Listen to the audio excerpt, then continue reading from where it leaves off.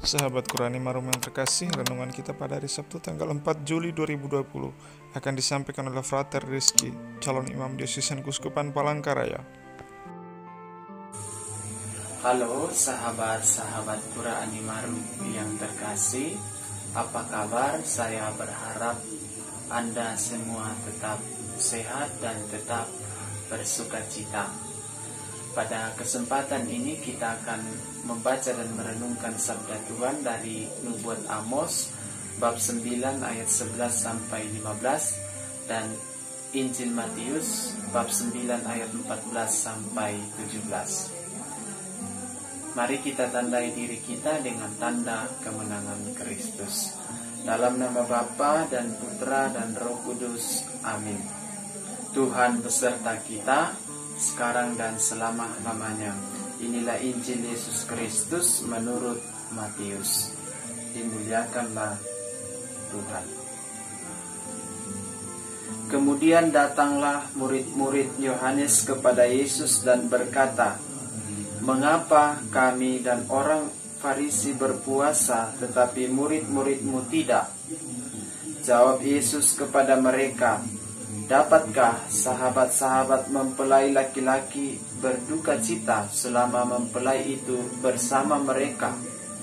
Tetapi waktunya akan datang mempelai itu diambil dari mereka, dan pada waktu itulah mereka akan berpuasa.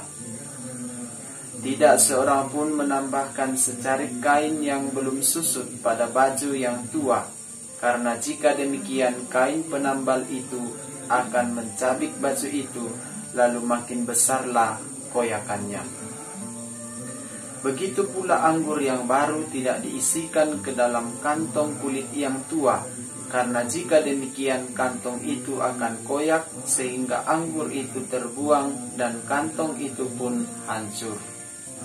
Tetapi anggur yang baru disimpan orang dalam kantong yang baru pula, dan dengan demikian terpeliharalah kedua-duanya." Demikianlah Injil Tuhan. Terpujilah Kristus. Saudara-saudara yang terkasih, dalam kehidupan kita ketika ada hal yang baru, terkadang kita sulit untuk menerima pembaharuan itu. Misalkan di sekolah ada aturan baru, atau di kantor, atau di mana kita beraktivitas. Terkadang dalam menyesuaikan aturan baru itu, kadang diri kita tidak berterima. Dalam bacaan pertama, jika kita sempat membaca dari Nubuat Amos bab 9 ayat 11 sampai 15, di sana Nabi Amos menubuatkan kepada bangsa Israel sebuah pembaharuan, karena bangsa Israel telah berdosa dan akhirnya dibuang, tetapi dia menubuatkan sebuah pembaharuan kepada mereka, kepada bangsa Israel. Nah, dalam bacaan Injil kita mendengarkan kebaharuan itu terjadi dalam diri Yesus Kristus.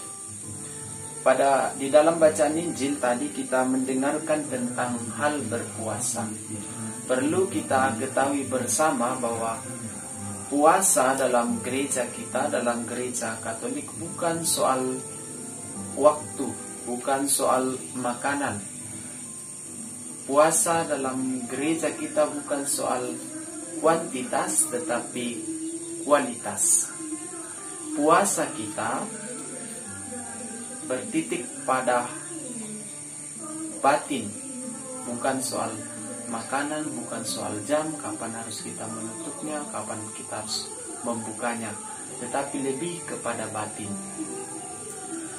Nah, dalam bacaan Injil juga kita mendengarkan bagaimana Yesus menawarkan kepada kita sebuah pembaharuan. Bagaimana sikap kita? Apakah kita menerima pembaharuan itu, kebaharuan itu bersama dengan Yesus?